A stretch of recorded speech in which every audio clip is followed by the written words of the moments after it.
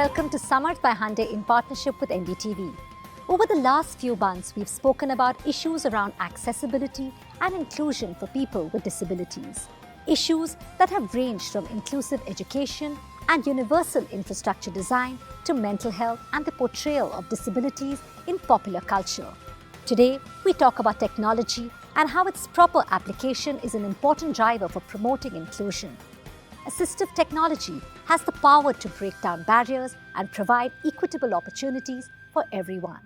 To talk about the transformative potential of technology in empowering individuals and advancing disability rights, joining us today we have Sayomdev Mukherjee, also known as Den. Den is the Head of Innovation at Enable India. He also works on assistive solutions.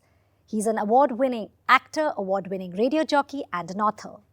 Joining us is also Shilpi Kapoor, founder and CEO Barrier Break, an organization focused on accessibility and assistive technology.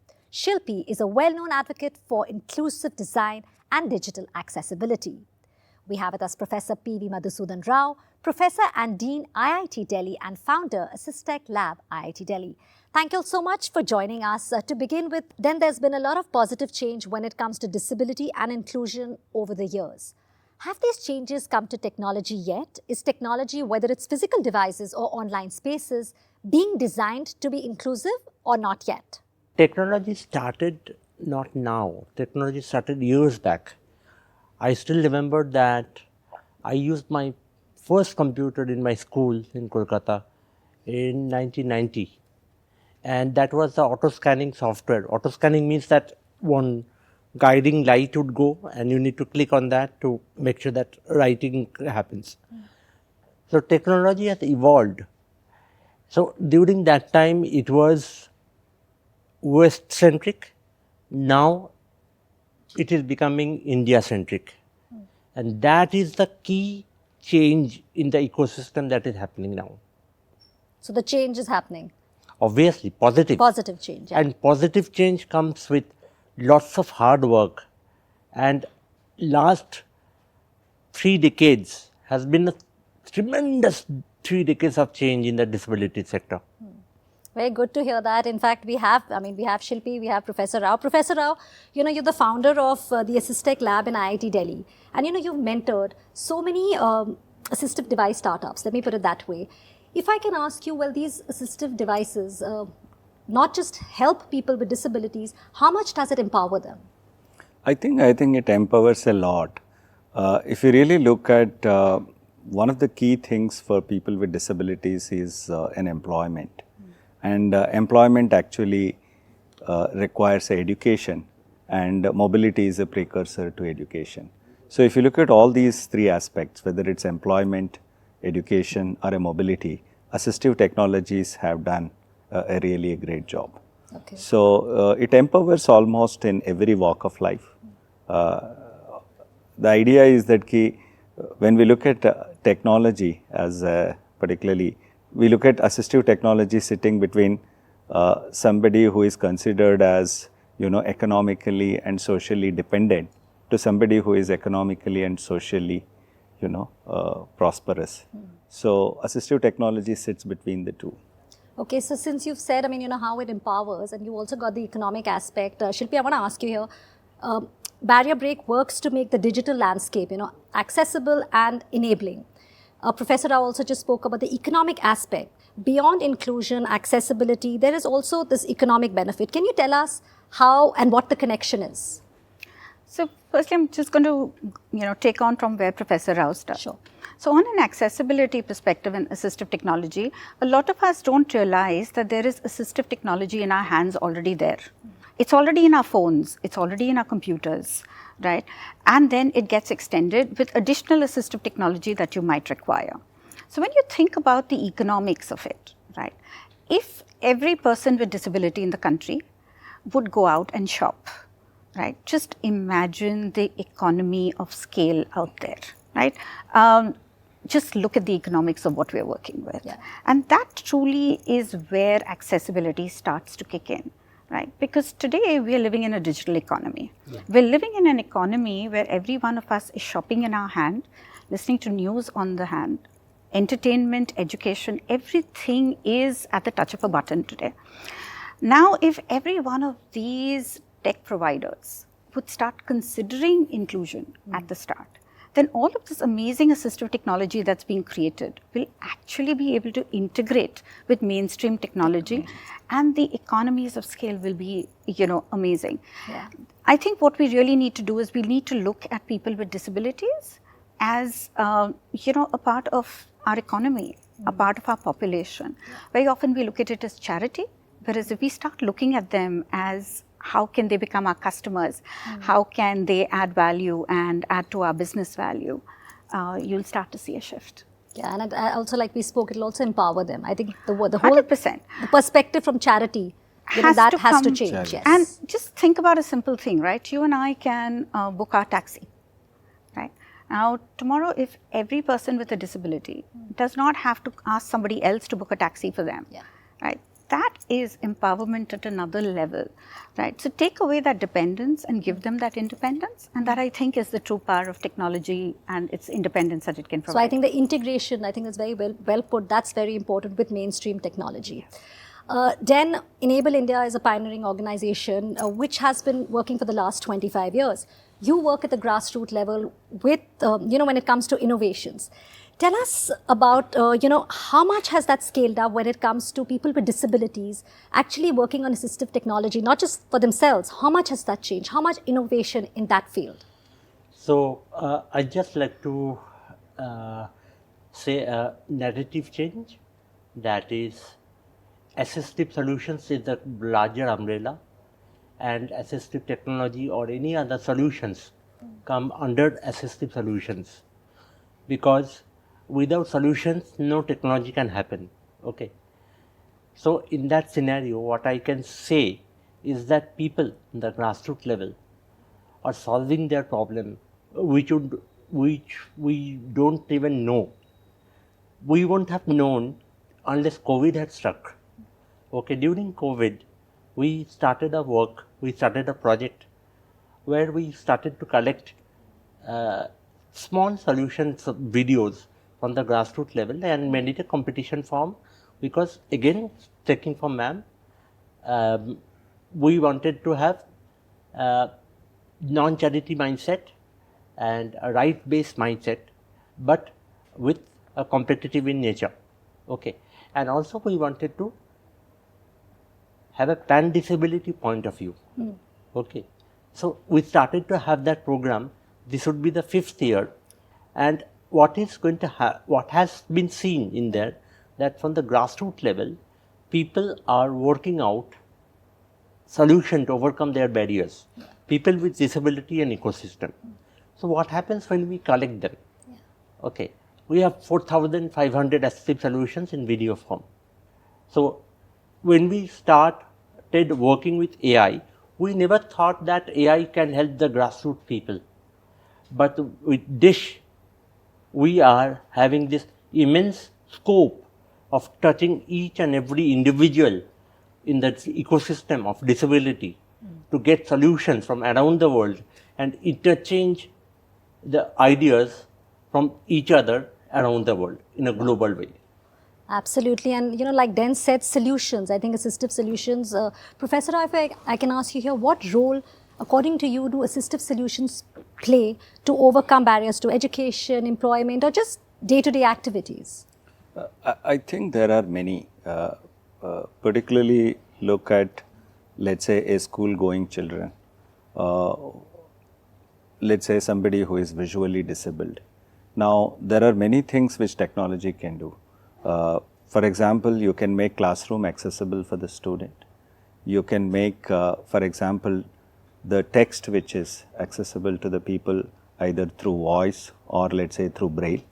Now you can even make pictorial content accessible, because the students who otherwise can't see can actually touch the pictures through tactile books and still do their STEM education, etc.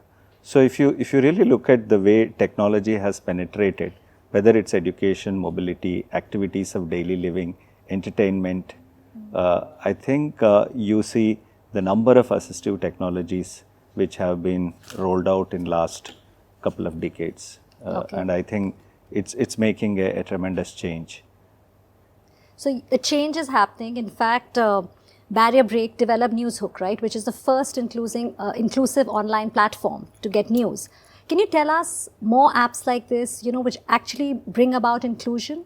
And what more should be done? Because like you rightly said, Shilpi, earlier, we are online, or digitalization is really the way forward. Right. So when we launched Newshook, our aim was that there was a lack of information about people with disabilities in an accessible format.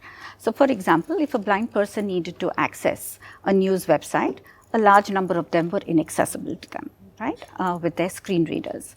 Similarly, if a deaf person wanted news in sign language or which was captioned, it was something that was not easy to come by. The third thing was that we wanted to share information about people with disabilities in a positive way, where we could change attitudes towards, kind of like what you're doing with Samarth, really, right? Change attitudes towards people with disabilities and the ecosystem at large. We also wanted to prove a point that this is possible. If somebody like Barrier Break, which is not a very large company, can afford to do this, then every other tech company using tech can afford to do this. So when you talk about, tools out there which truly create impact. So I'm just going to talk mainstream a little, Sure. Right? So something as simple as pinch and zoom on our phone is something you and I use, right? It was actually created for low vision people, but it's something which has become so ubiquitous to all of us. Take word prediction. I don't think any of us don't use word prediction. We start typing in WhatsApp and we start. It's a quick way to a quick way to get going. That is the power of tech. Now think about any tech out there, right? The moment you add an inclusive design approach, right, to that tech, you will start to figure out how to make that tech more inclusive. Here's a very simple example. You've got Google Maps, right? Google Maps has an option for you to hear everything, because you can't see the screen. Now, isn't that inclusive? I think how many of us who are driving the car are just using it? We're not looking at our Google Maps. We're listening to our Google Maps, right? Absolutely. And that's the power of inclusion, right? Sometimes we believe that, we don't need to think inclusion, but any tech creator out there, any innovator out there, I can actually challenge them and say, go out and start think inclusively. Think for people on the edges, right? And start building for them, and you will soon realize that so many more users will start to be empowered by your technology. You put that so well. Thank you so much. But just talking about challenges, we've spoken about assistive technology, but about solutions. What are the challenges then? Where should the gaps and how can these gaps be filled? Gaps are there. Obviously, gaps are there because things can't be changed over the night.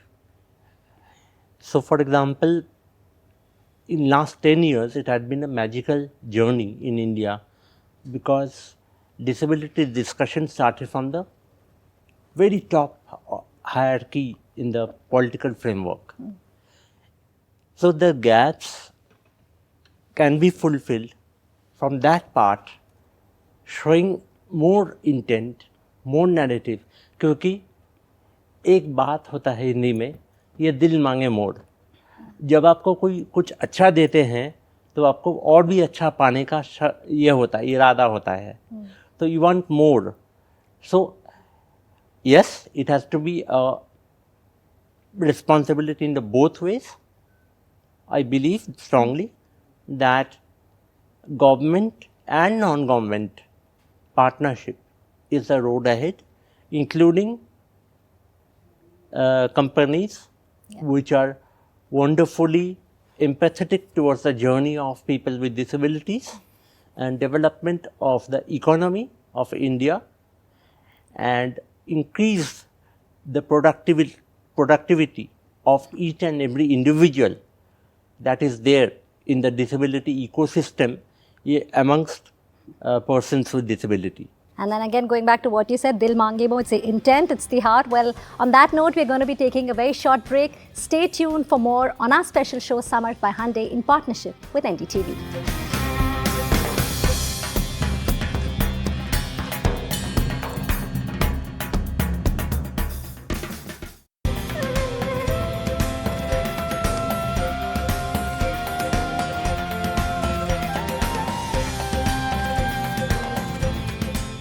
Welcome back. You're watching Summered by Hyundai in partnership with NDTV.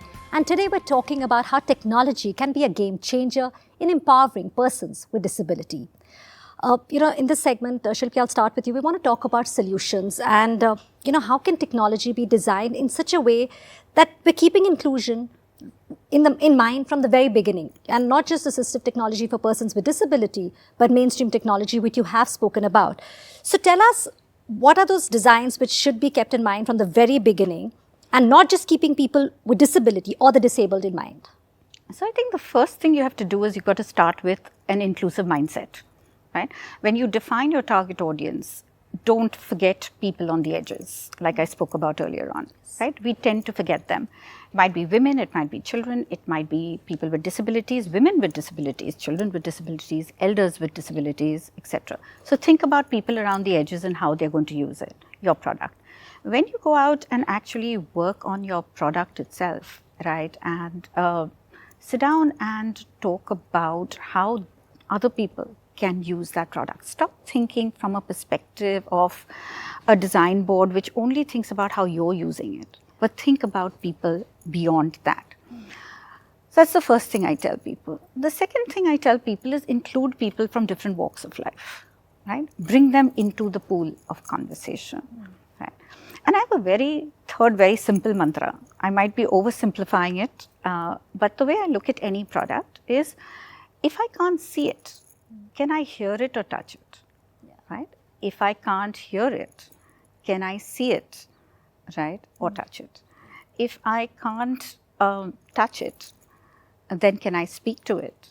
And that's what we try and do at Barrier Break. We help people understand how can you take any product out there and truly make it inclusive. Now, Professor, our IIT is not just an institute of technology. You all also have the incubation center there, which is Assistive, which obviously is into assistive technology. We've spoken about collaboration, Den spoke about that, Shilpi spoke about that. How do we get more innovators, youngsters, the youth to be a part of this and get more solutions?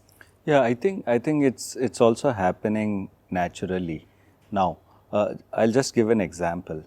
Like we had 3 students who were admitted to a BTech program, and they used to stutter in the class. And when they graduated, the first thing which they decided to do is to make an app, which probably will make people to do it or use this particular app and overcome stuttering very early in their lives, etc. And they have seen the technology can make a change, and they have also seen the need because they themselves faced it. So if you really look at particularly the present generation of students are very sensitive to these needs. Only thing is, universities have not provided enough opportunities, but if you can do it, and then there are more and more students are coming and looking at how technology can be used to make a social change. And that is something which is very dear to large number of students. And we have seen dozens of startups in assistive technology coming from IIT Delhi and reaching lakhs of people and making differences. Well, thank you so much for explaining that well, and I'm sure it'll motivate and encourage so many more youngsters to come forward. Then India is becoming an aspirational country. How do you see the Indian disability landscape, especially the assistive solutions, what we've been talking about through the show, help the world population when it comes to overcoming barriers as a country? Yeah. So, I have traveled immensely in the grassroots level. I have traveled to 26 states of India. And yes, traveling has not been easy, but people had made me simplify my traveling. Okay. So, I've seen my country on my wheelchair. And that's so knowledgeable, that's so enriching that I can never kind of imagine even. So, in there I have realized one thing, that Indian ecosystem of disability is very, very powerful. And we have the potential to become the world leaders in disseminating ideas which can be taken up by the developing nations around the world, because we in India, yes, sometimes lack of compliances hurts, But due to the lack of compliances, the advantage is we also work with our heart and soul. Okay. And with that, people have developed experience rather than certified education about disability work. Thank you so much, Den, for sharing your inspirational journey and also so much what's happening here. It's been a pleasure to have you with us. Technology is very powerful. It runs our lives. It contributes to economic strength, military capabilities, and political influence. Then why can't its transformative power be harnessed more effectively and in a more widespread manner to create inclusion and accessibility? I want to thank my guests today for doing what they do in using technology to tear down barriers and level the playing field. Because a person's disability should not define what they can or cannot do. Thanks so much for watching our special show summarized by Hyundai in partnership with NDTV.